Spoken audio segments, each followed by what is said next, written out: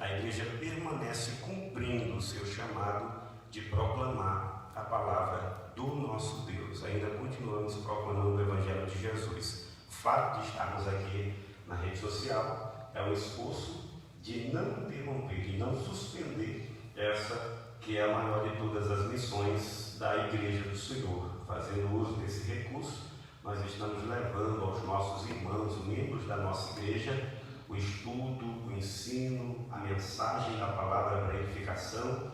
Estamos comunicando também para aquelas pessoas que ainda não fazem parte de nossa membresia, também a palavra de Deus, e inclusive se você está participando, membro de alguma outra denominação, nós também expressamos a nossa alegria por ter você aqui em nossa página nos acompanhando. Deus continue abençoando grandemente a sua vida. Eu quero compartilhar uma palavra de Deus nesta noite, baseada em um texto muito conhecido da Bíblia, que está escrito no Evangelho de Mateus, capítulo de número 11, versículos de número 25 a 30. Eu quero ler esse texto bíblico e, baseado nele, falar subordinado ao tema o jugo de Jesus. O texto, como eu tenho dito, é famoso, é um texto conhecido. Aqueles que têm familiaridade ou hábito de ler a Escritura certamente vão lembrar quando ouvirem as palavras que eu vou pronunciar agora na leitura.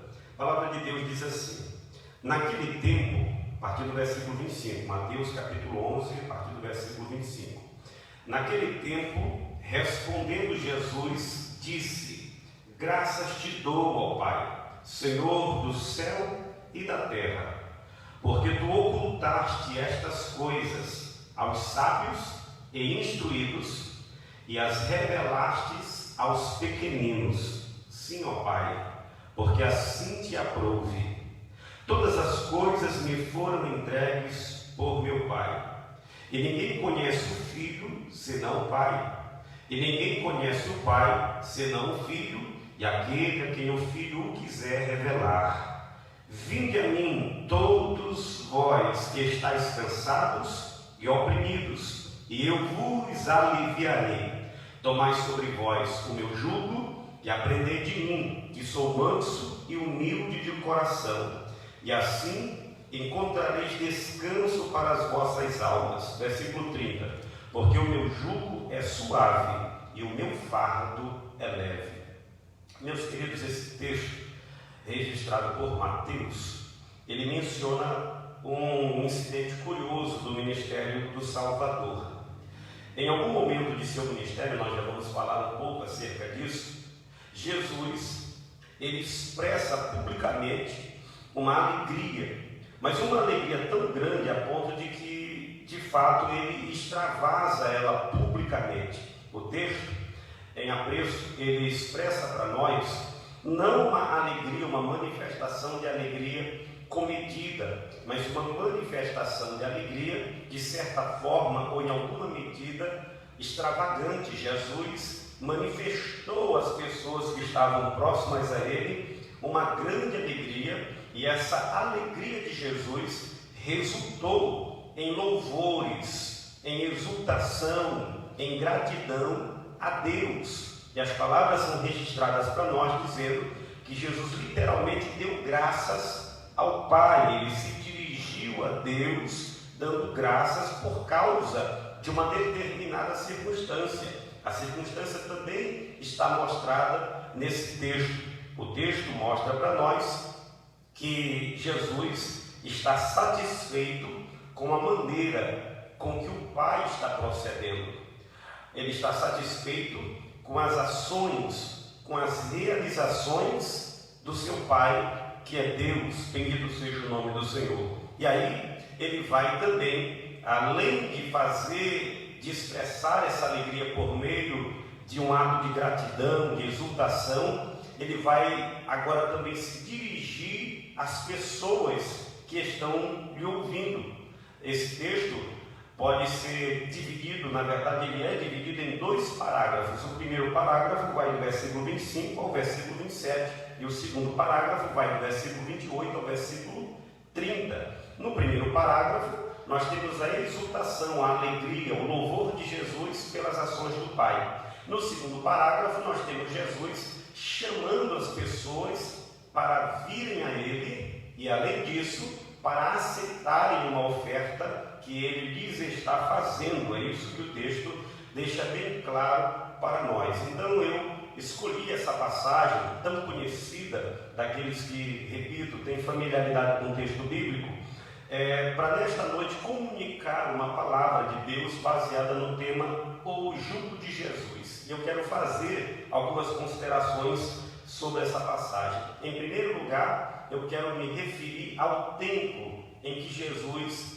pronunciou este discurso e fez este convite. Isso porque no versículo 23, Mateus, que registra as palavras de Jesus, começa usando a expressão naquele tempo. Se Mateus usa esta expressão, logicamente, ele está querendo que os leitores não percam a ideia da ocasião, do momento que Jesus vivia no seu ministério, quando explodiu, por assim dizer, em louvores ao Pai. Se você analisar o contexto da passagem, você vai compreender que momento foi esse. Se você olhar do versículo 16 até o versículo de número 24, você vai descobrir que a ocasião em que Jesus levantou esse louvor a Deus e fez essa convocação solene foi justamente na ocasião em que ele lança os seus ais contra as chamadas cidades impenitentes. Isso porque Jesus estava constantemente em movimento. Jesus estava pregando o evangelho do reino nas aldeias, nas cidades,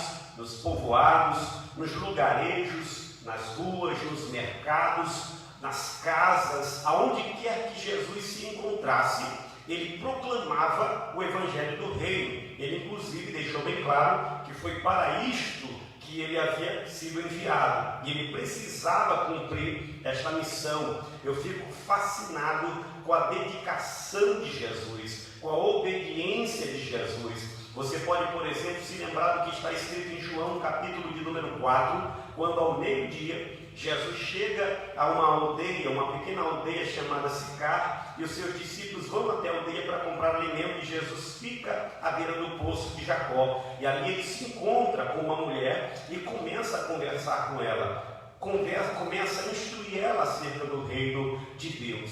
Quando os discípulos voltam da cidade já trazendo mantimento, eles oferecem comida para Jesus, e aí Jesus aproveita a circunstância natural para ensinar uma lição espiritual. E aí ele diz assim para os discípulos: uma comida eu tenho para comer que vocês não conhecem. A minha comida é fazer a vontade daquele que me enviou e realizar a sua obra. Louvado seja o nome de Jesus. Então, Jesus foi extremamente dedicado a este propósito de proclamar a palavra do Deus e do Pai que havia lhe enviado. E ele fez isso em todas as regiões de Israel, especialmente algumas cidades que são mencionadas nesse texto, do versículo 26 até o versículo de número 24. Jesus pregou o evangelho em uma pequena cidade chamada Corazim. Jesus também pregou o evangelho em uma cidade litorânea chamada Betsaida, e Jesus ainda pregou o evangelho e realizou muitos milagres em uma cidade chamada Cafarnaum. Inclusive em Cafarnaum, Jesus passou um período, viveu alguns meses, alguma temporada já de seu ministério, foi vivido inclusive nas regiões de Cafarnaum. Mas Jesus pregou o evangelho naquela localidade não apenas por meio de suas palavras, de seus discursos, ou seja, ele não proclamou a palavra apenas aos ouvidos das pessoas naquelas 3 cidades. Ele também pregou a palavra aos olhos daquelas pessoas naquelas 3 cidades. E como é que ele fez isso, pastor Ítalo? Ele fez isso por meio dos muitos sinais que ali ele realizou. Para você ter uma ideia, em Mateus capítulo 8 e capítulo 9, são registrados por Mateus cerca de 10 milagres operados por Jesus. Destes 10 milagres operados por Jesus, 5 deles foram registrados ou aconteceram nessas 3 cidades, repito, Corazim, Betsaida e Cafarnaum. Mas sabe o que foi que aconteceu? Apesar de o mensageiro ser Jesus, apesar da mensagem ser o evangelho da salvação, e apesar do poder de Deus ficar evidente por meio dos sinais e dos milagres operados por Jesus, aquelas 3 cidades, elas recusaram a palavra da salvação. E o que Jesus vai fazer? Jesus então vai levantar uma espécie de lamento sobre a condição daquelas 3 cidades e vai levantar os seus ais. Ele vai deixar claro que por causa da postura daquelas 3 cidades, elas experimentariam o julgamento de Deus quando chegasse a hora. É interessante que Jesus inclusive vai fazer um comparativo entre essas 3 cidades e algumas outras cidades. Primeiro, ele se refere a 2 cidades do passado que são muito conhecidas da história bíblica. Ele diz: ai de ti, Corazim e Betsaida, porque se em Sodoma e Gomorra fossem realizados os sinais que foram realizados aí no meio de vocês, aqueles certamente teriam se convertidos. E tu, Cafarnaum, se em Tiro e Sidom fossem realizados, agora Jesus não está mais se referindo às 2 cidades do passado, ele está se referindo a 2 cidades do presente. Ele está dizendo: se fosse realizado em Tiro e em Sidom os sinais que em ti foram realizadas, estas cidades também, elas se converteriam. Mas só que visto que vocês recusaram a palavra da salvação e o testemunho de Deus, vocês serão abatidas. Vocês experimentarão julgamento divino e receberão como colheita, como justo pagamento pela incredulidade, o juízo de Deus quando chegar a hora. Ora, queridos, eu tenho aqui uma verdade bíblica transparente acerca do Evangelho de Jesus. O Evangelho de Jesus é o Evangelho da salvação. A palavra de Deus é a palavra enviada para a salvação. Todas as cidades, todas as pessoas, sejam do passado, sejam do presente ou do futuro que está aqui para acontecer diante de nós, na condição de incredulidade, estão sob a ira de Deus e sob o julgamento por causa do pecado. Mas aí Deus, no seu amor, na sua misericórdia, na sua providência de salvação, envia a sua palavra, dá o seu testemunho por meio do Evangelho. Para quê? Para salvar os perdidos, para salvar os que estão sob o juízo, sob a iminência do juízo e sob a condenação de Deus, que repousa como justa retribuição pela incredulidade e pelo pecado humano. Aí o Evangelho abre as portas da salvação, proporciona a salvação, mostra para o pecador que está consumido, entristecido, no vazio do seu coração e pela sua incredulidade, mostra para ele que Deus amou o mundo de tal maneira que deu o seu Filho unigênito, para que todo aquele que nele crê não pereça, mas tenha a vida eterna. O Evangelho é isso, é a boa notícia de que o mundo não precisa permanecer em condenação, de que o homem não precisa continuar vivendo sob a iminência do julgamento e da consequente condenação pelos seus erros e pelos seus pecados. Não! Deus mostra por meio do Evangelho a salvação proposta em Cristo Jesus, o nosso Senhor. Mas a nossa reação diante deste Evangelho vai determinar o que nós experimentaremos da parte de Deus. Para Corazim, para Betsaida e para Cafarnaum, tendo em vista que receberam o testemunho de Jesus por meio da pregação, por meio do testemunho de milagres, mas mesmo assim rejeitaram, o próprio Jesus disse: vocês serão abatidas. Isso mostra que Deus não brinca em serviço. Isso mostra que Deus é gracioso o suficiente para intervir no estado de condenação do homem, para oferecer gratuitamente a ele a salvação por meio de Jesus e por meio do Evangelho. Mas se o homem permanecer na sua incredulidade, continuar resistente, rejeitando a palavra da salvação, rejeitando o testemunho de Jesus, rejeitando o testemunho que ele dá, que é o Evangelho, então o homem, em algum momento, experimentará o abatimento que Jesus previu sobre as 3 cidades impenitentes. Ser impenitente ou permanecer impenitente significa permanecer na incredulidade. O Evangelho de Cristo, a palavra do nosso Deus, nos foi dada para a nossa salvação.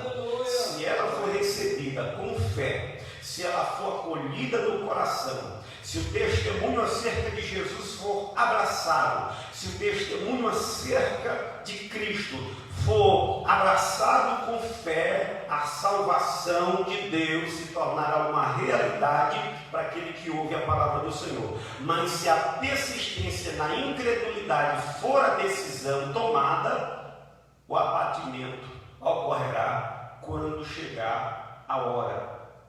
Então, esse é o contexto. Quando Mateus diz, naquele tempo Jesus exclamou, ele está se referindo ao momento em que Jesus exaltou a Deus. Foi justamente logo em seguida a ter declarado os seus ais contra as 3 cidades. Ele declara o juízo que virá contra as cidades. Aí agora ele olha para o céu e fica feliz. Isso aqui é curioso, irmãos. Isso aqui é extremamente interessante porque Jesus acabou de deixar claro para as pessoas daquelas cidades que, visto que elas permaneceram na sua incredulidade, elas vão experimentar julgamento. O que nós poderíamos imaginar era que, diante da incredulidade daquelas 3 cidades, Jesus deveria ter ficado triste, abatido, pensativo, quem sabe até desanimado, porque a pregação dele, ainda que tenha sido comprovada por meio de milagres, não foi abraçada. Não. A alegria de Jesus está condicionada à soberania do Pai. A alegria de Jesus está em Deus. Queridos, deixa eu compartilhar com você uma coisa. Quando a sua alegria está firmada em Deus, ela não oscila. Por quê, pastor? Porque Deus não oscila. Quando a sua alegria está firmada em Deus, ela não vai se alterar, porque Deus não se altera. Se a sua alegria está condicionada às circunstâncias, hoje você vai estar feliz, amanhã você está triste, depois vai estar feliz, depois vai estar triste de novo, porque o mundo é instável. Se para ser feliz você depende de uma conquista, você vai ser infeliz, porque as derrotas fazem parte da trajetória do ser humano. Nós não temos controle sobre as circunstâncias. Nós não temos domínio sobre elas. O máximo que sobra para nós é a decisão de poder escolher como vamos reagir. Mas eu não controlo o tempo, eu não controlo a natureza, eu não controlo a sociedade, eu não controlo nada do que está à minha volta. Mas o Deus em quem eu confio, Ele é soberano, Ele permanece intacto e Ele continua sendo glorificado, mesmo na fé de quem creu, inclusive também na incredulidade de quem rejeitou. Como assim, pastor? Como é que Deus é glorificado até naquele que rejeitou? Porque o que rejeitou a oferta divina. Quando ele receber o juízo, vai receber o que merece. E quando um culpado, um condenado, recebe sentença, tendo a culpa dele sido atestada, então não é injustiça que está sendo praticada, é justiça que está sendo praticada. O nome de Deus é glorificado até quando ele condena aqueles que de boa vontade rejeitaram a sua palavra. É por isso que Jesus não alterou o seu estado.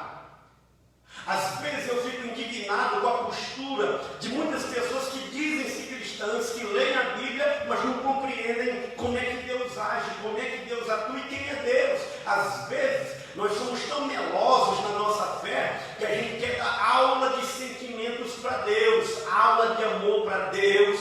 Deus é soberano, somos nós que precisamos aprender com Ele. O nosso Deus é tão amoroso quanto também é justo. Deus glorifica seu nome no seu amor, tanto quanto glorifica o seu nome na sua justiça. Então o nome de Deus, Maraíto, será glorificado nas multidões que estiverem no céu louvando o seu nome, mas não será penalizado nem sofrerá dano quando alguns descerem para a condenação por terem rejeitado a sua palavra. Como assim? Eles rejeitaram, eles são responsáveis por suas ações.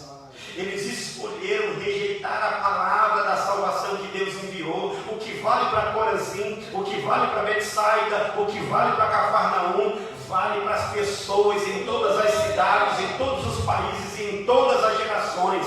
A palavra do Evangelho não está presa, continua ultrapassando os limites das nações, sendo pregadas pelos mensageiros de Deus, e as pessoas continuam tomando duas decisões.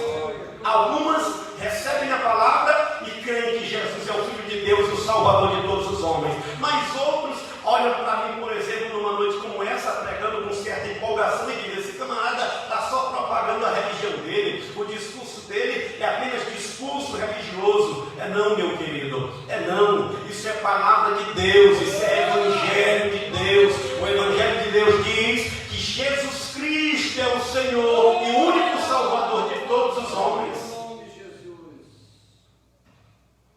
Então Jesus lança os seus ais, deixa bem claro que a população daquelas 3 cidades estarão sob julgamento, não porque Deus é injusto, não porque Deus não ama, mas justamente porque Deus é justo e ama. Porque ama, Deus enviou a pregação para eles, enviou o melhor de todos os mensageiros que ele poderia ter enviado. Ele enviou o filho para Corazim, para Betsaida e para Cafarnaum. Eles ouviram a pregação da boca de Jesus, o Filho de Deus. Isso é amor. O Evangelho te alcançando é uma prova do amor de Deus.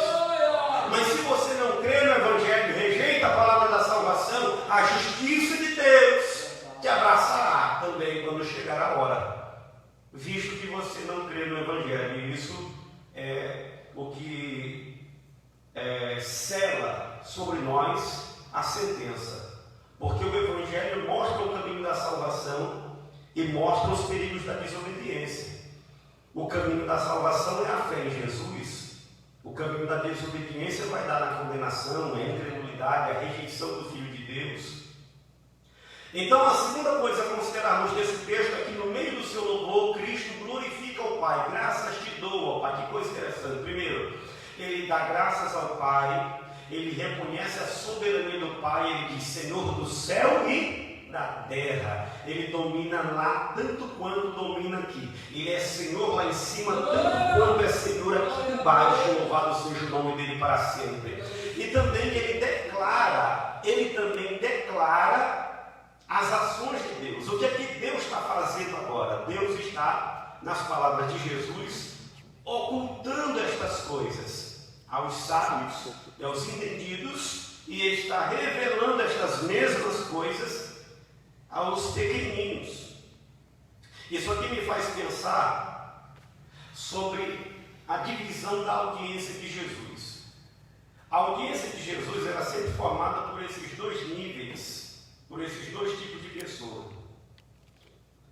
De um lado estavam os sábios e os entendidos. E quem eram os sábios e os entendidos? Os sábios e entendidos, geralmente, por via de regra, eram os escribas, os fariseus, os doutores da lei, as autoridades dos judeus, os líderes da religião judaica, que sempre estavam acompanhando o ministério de Jesus. Quando não estavam presentes, quando não iam pessoalmente observar o que Jesus estava fazendo, eles sempre selecionavam uma comitiva para estarem fiscalizando, acompanhando o ministério de Jesus, aonde quer que ele estivesse.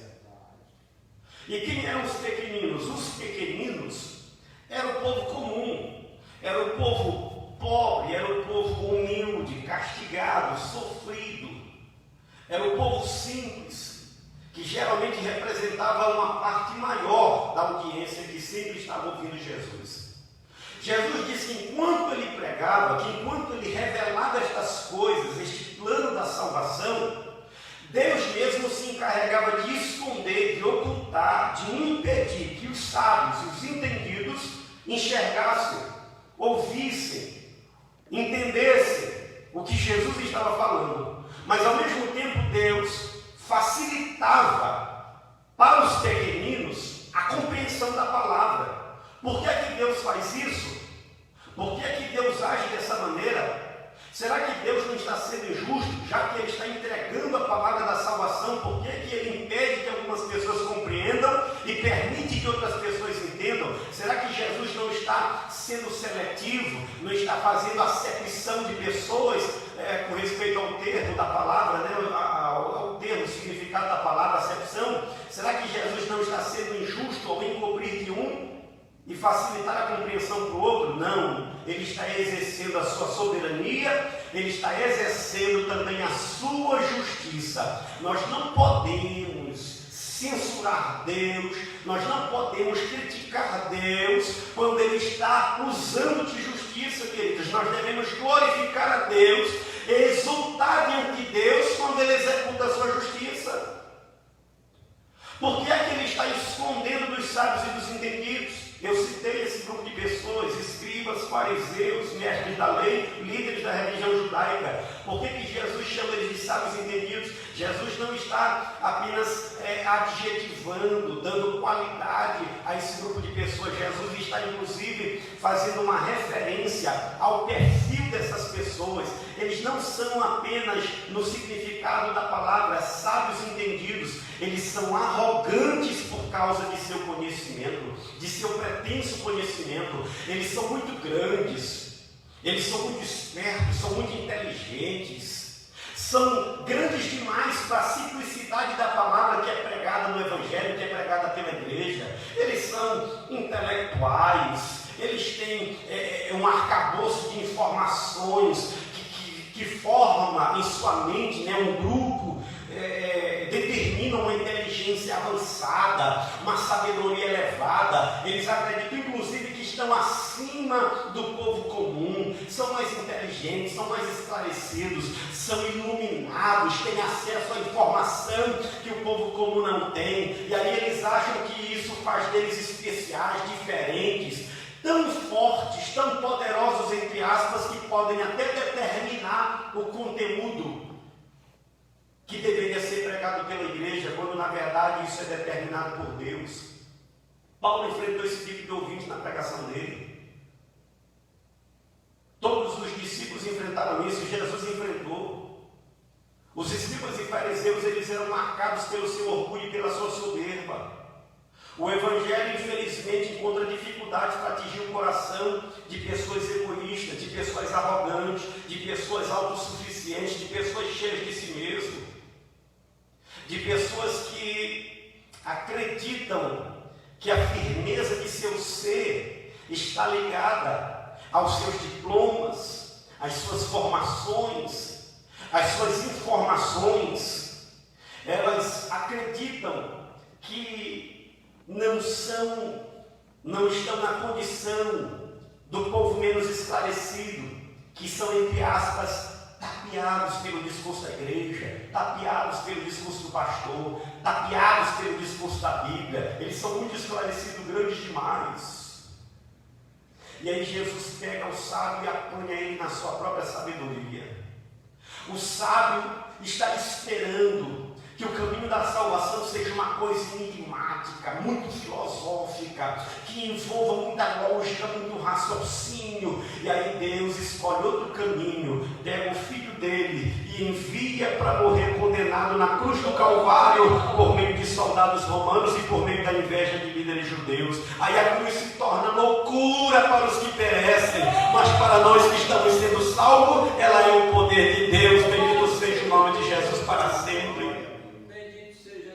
Pode prestar atenção que esta era a qualificação dos líderes judeus que ficavam à espreita do discurso de Jesus, procurando apanhar Jesus em alguma palavra. Eles fizeram isso no João. João começou a pregar o arrependimento e muito do povo comum desceu nas margens do Jordão, crendo na mensagem de João para ser batizado por ele. Mas os líderes judeus ficavam lá na margem, com a mão no queixo, vestido com as suas roupas, as suas vestes talares, né?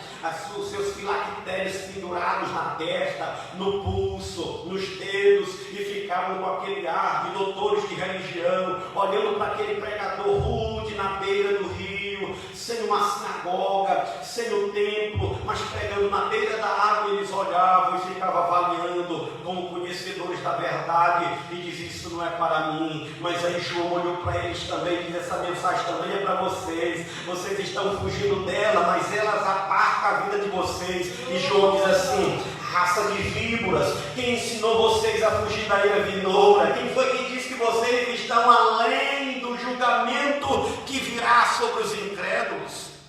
Vocês estão confiando aí, né? Porque são descendência de Abraão. Deixa eu dizer uma coisinha para vocês. Saibam disso. Deus, até das pedras, pode suscitar filho para Abraão. Não cogiteis no vosso coração, somos descendência de Abraão. Eis que o machado já está posto à raiz da árvore. Toda árvore que não produzir fruto bom será arrancada e jogada e lançada no fogo. A tua sabedoria não te salva, o teu intelecto não te coloca. Ele pode até fazer distinção de você em relação a outras pessoas na vida social no presente, mas ela não vai fazer diferença para você diante de Deus, quando todos os povos de todas as nações comparecerem diante do trono de Deus para serem julgados pela sua incredulidade. O inferno, ele não tem classe social, ele é para o incrédulo, ele é para o injusto, e na classe do incrédulo e do injusto estão intelectuais, estão filósofos, tanto quanto estão ignorantes, tanto quanto estão pessoas que não têm expressão nenhuma social nos dias que nós estamos vivendo ou em qualquer outra época. Então Jesus está dizendo que Deus está escondendo os arrogantes. Por quê? Deus esconde porque está julgando. Deus dificulta a compreensão porque está julgando. Mas aos pequeninos ele age diferente. Ao de coração simples, que ao ouvir a palavra do Evangelho, reconhece a sua pecaminosidade, reconhece a sua necessidade de Deus, ouve a palavra e diz: esta é a palavra do Senhor, e diz a Deus: eu sou pecador, meu Deus, eu preciso do teu perdão, eu creio em Jesus, o teu Filho, eu creio na tua palavra que está sendo pregada, eu me arrependo de meus pecados. A estes Jesus concede a salvação. Bendito seja o nome do Senhor. Quero caminhar para essa consideração final, mas quero encerrar dizendo o seguinte: ser simples, ser pequenino, não significa necessariamente ser pobre ou de uma condição social inferior. Significa ser simples com relação à verdade de Deus, ser humilde diante da soberania divina, ser humilde diante da pureza do Evangelho, de Cristo como Senhor e como Salvador, ter condições de acatar, de acolher, de crer, de aceitar que a palavra é de Deus e que a salvação só pode vir de Deus. A estes Deus concede misericórdia. Mas aos arrogantes Jesus executa juízo. Jesus ainda dá um empurrãozinho, impedindo que eles entendam a palavra que está sendo pregada. É isso que Jesus está dizendo. Ele oculta, ele esconde. Por que ele faz isso, pastor? Porque ele é Deus. E ele tem poder e autoridade para julgar as nações e para julgar o homem. Mas uma coisa ele está fazendo: o juízo está junto com a misericórdia. Porque enquanto ele julga, ele também oferece o Evangelho da salvação. O que você vai fazer diante da palavra que está sendo pregada? Que decisão você vai tomar diante das coisas que você tem ouvido?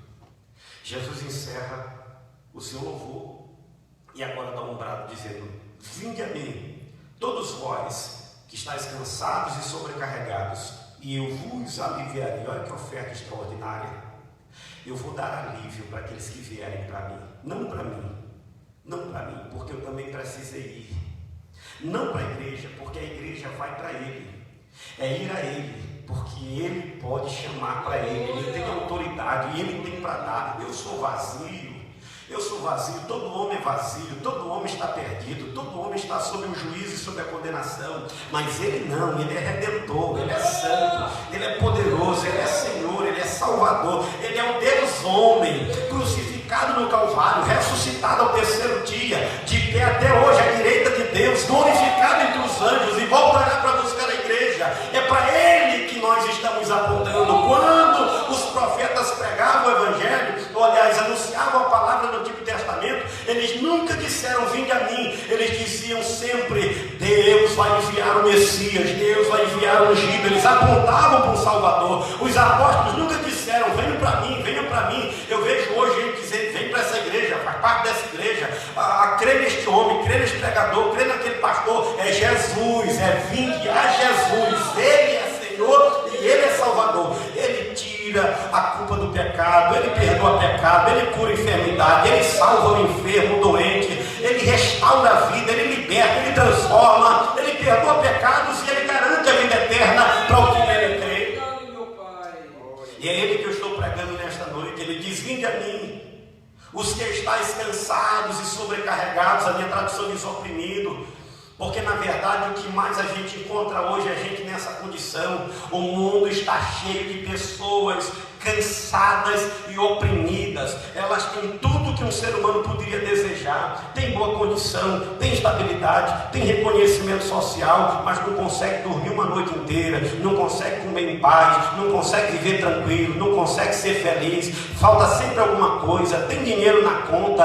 A pandemia está aí afligindo quem não tem, mas ele não está abalado, ele pode cumprir a quarentena direitinho, sem se preocupar com o que vai vir depois, em termos financeiros, mas não está tranquilo, vive aflito, tem medo de morrer o tempo inteiro. E eu sei que isso é comum para o ser humano, mas a Bíblia diz que para o justo até na morte há esperança. E o justo não é o justo que é aos seus próprios olhos, é aquele que é justificado por Jesus, que tem fé em Jesus. Sabe por que eu não temo o mal e a morte? Não é porque eu sou diferente de você, eu tenho mais do que você, eu tenho mais a temer do que você talvez, mas eu tenho fé em Jesus, eu creio no sacrifício de Jesus. Eu sei que Ele morreu no Calvário por mim, e eu estou esperando pela providência dEle, pela salvação que Ele prometeu, como Ele fez de fato, e em breve cumprirá. Vinde a mim, não a mim, mas a Jesus. Aí Ele diz assim: tomai sobre vós o meu jugo, e aprendei de mim, que sou manso e humilde de coração, e encontrareis descanso para a vossa alma.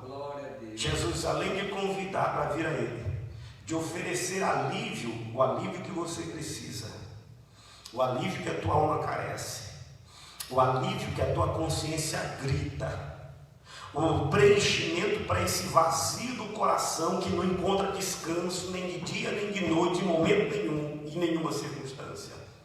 Ele chama você nesta noite para vir a Ele e receber o que Ele está te oferecendo. E agora Ele te convida para se aliançar a Ele no jugo. A linguagem de Jesus sobre o jugo precisa ser compreendida. O jugo sempre foi sinal de opressão. O jugo sempre foi sinal de escravidão. No Antigo Testamento, o jugo era o símbolo do cativeiro. Mas Jesus olha para as pessoas agora, naquele momento, e diz assim: eu tenho um jugo diferente. Eu te ofereço um jugo diferente daquele jugo que escraviza, que oprime, que destrói. Eu vou te compartilhar contigo um jugo duplo, aquela canga de madeira que servia para prender uma junta de animais, para colocar os dois lado a lado para trabalharem no arado. Jesus está dizendo: toma sobre mim o meu jugo. De um lado, Jesus já está ocupando o jugo. Aí Ele convida para você para vir para o outro lado, para o lado dele, e tomar o jugo dele. Aí quando o jugo era colocado sobre o pescoço dos dois animais, eles eram atrelados. Olha que coisa interessante, é simples, mas é bonito, Maria. Presta atenção nisso aqui, ó.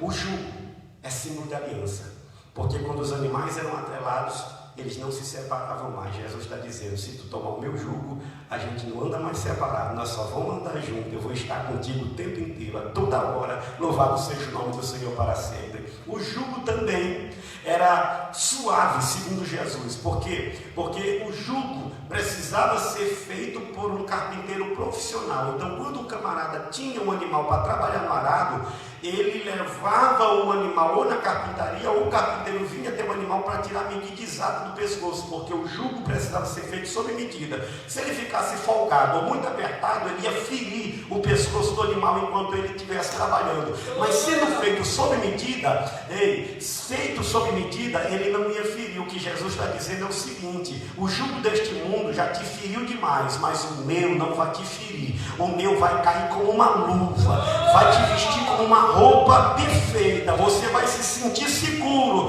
vai se sentir tranquilo, vai poder viver sem se ferir, vai poder viver sem se decepcionar, vai poder viver e viver tranquilo com Jesus. O jugo também é um símbolo de aprendizado, porque muitas vezes, é a última lição que eu apresento, o jugo, quando um animal jovem precisava ser treinado no serviço do arado, ele era colocado ao lado de um animal mais experiente. Quando ele era atrelado, ele aprendia no mesmo jugo com o mais experiente. Jesus está dizendo: se tu vier para o meu jugo, eu te ensino, eu te oriento, eu te mostro o caminho, eu te auxilio. Louvado seja o nome do Senhor. Porque o jugo também servia para dividir a carga, significa dividir os fardos da tua vida, as lutas da tua vida, lançar ele sobre Jesus para que o Senhor te dê paz, para que o Senhor transforme a tua história, para que o Senhor te conceda a felicidade que você não pode encontrar neste mundo. Será que você entendeu a palavra que o pastor Ítalo pregou nesta noite? A palavra que chegou ao teu coração por meio da página da Igreja Evangélica Assembleia de Deus aqui na cidade de Arari, que apesar dessa situação continua providenciando para que a palavra, para que você não fique providenciado da palavra do Senhor.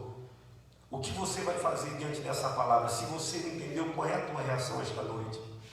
Será que não é hora de reatar a aliança com Jesus? O que você vai fazer?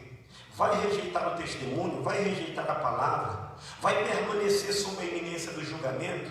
Ou hoje você vai crer que o Evangelho de Cristo é a verdade? Ou hoje você vai abrir o coração, vai caminhar em direção a Jesus, vai pedir perdão pelos teus pecados, vai abrir o teu coração para o Salvador e vai deixar-se atrelar-se ao jugo dele, para ter comunhão com ele, para ter aliança com ele, para ser ensinado por ele, porque o jugo dele é suave e o fardo é leve. A última coisa que eu quero te dizer é esta: Jesus tem para te dar uma vida que você não conseguirá encontrar no mundo, não encontrará em lugar nenhum.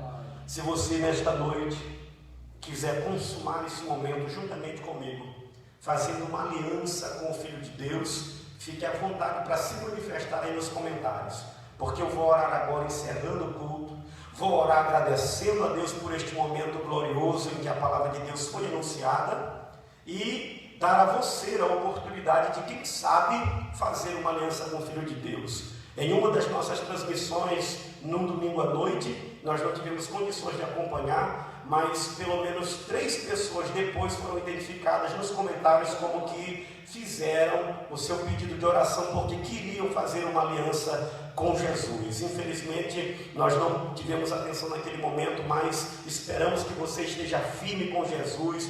Quando esse momento passar e os cultos voltarem a funcionar, você está convidado para vir para a igreja, vai procurar um pastor, vai procurar alguém aqui na casa de Deus, vai se identificar como quem fez uma decisão, e nós teremos prazer de apresentar você como quem aceitou Jesus durante as transmissões por meio da rede social. E hoje, você que nos ouviu, tem a oportunidade de voltar para Jesus. Nós iremos orar neste momento, iremos falar com o nosso Deus, agradecer por tudo. Eu espero que Deus continue abençoando a sua vida, falando ao seu coração. Continue nos acompanhando amanhã à noite. Pastor Manuel Batista, no culto de ensino aqui, estará ao vivo também, transmitindo a palavra do Senhor. E você é nosso convidado especial para permanecer acompanhando. Eu, inclusive, peço que você nos ajude aí a promover a nossa página, compartilhe aí, para que mais pessoas continuem aí acompanhando os nossos trabalhos transmitidos nas redes sociais. Eu quero orar com você. Você quer oração? Quer um pedido de oração em particular? Você pode também expressar isso aí nos comentários e nós estaremos orando por você nesta noite. Eu quero orar. Deus, nós queremos louvar o teu nome, queremos mais uma vez exaltar em ti e engrandecer o teu nome, porque tu vive e reina para sempre. Tu és soberano, tu és o Senhor, tu és o Rei no céu e na terra. Tu és justo e amoroso. Na tua justiça tu julga o arrogante e oculta dele estas coisas, mas no teu amor também tu recompensa a simplicidade do coração, que acolhe a tua palavra e concede o evangelho da salvação e concede o perdão. Pai querido, abençoa nesta noite o teu povo que nos acompanhou pelas redes sociais. Abençoa nesta noite os que aqui estiveram trabalhando para tornar possível esta transmissão. Continua abençoando a tua igreja neste período. Continua estendendo a tua mão, Senhor, sobre a nossa nação. Nós te pedimos um milagre sobre a nossa nação. Tem misericórdia da nossa nação. Tem compaixão das nações do mundo inteiro, mas como brasileiro que somos, como cristãos brasileiros que somos, nós te clamamos de forma carinhosa e especial pelo nosso país. Tu conheces o oculto, tu conheces o escondido, tu tem poder para frustrar, tu tem poder para abater, tu tem poder para fazer aparecer, tu tem poder, ó Pai, para executar a tua vontade na terra. E nós te pedimos, pelo bem da nação brasileira, pelo bem do povo brasileiro, tu, Senhor, que é imparcial, que é justo e que é verdadeiro, estende o teu braço soberano e abençoa a nossa nação, meu Pai. Nos ajuda a sair dessa crise sanitária, traz a nossa vida à normalidade, mas que nós possamos também ser bons alunos no meio deste momento, que o teu povo, a tua igreja, que a sociedade brasileira em geral saia deste momento, mas saia dela sabendo que o Senhor é Deus, glorificando o teu nome, reconhecendo a sua dependência, a sua insignificância, glorificando e adorando o teu nome como Deus supremo que salva. Abençoa-nos em nome de Jesus. Nós te pedimos todas estas bênçãos e no nome de Jesus nós te agradecemos. Amém. Quero agradecer você. Deus continue lhe abençoando. Que a graça do nosso Senhor e Salvador Jesus Cristo, que o amor eterno e soberano de Deus, o nosso Pai, que a doce consolação do Espírito Santo seja com todos vocês, e todos digam amém. Deus lhe abençoe e até a próxima, se Deus quiser.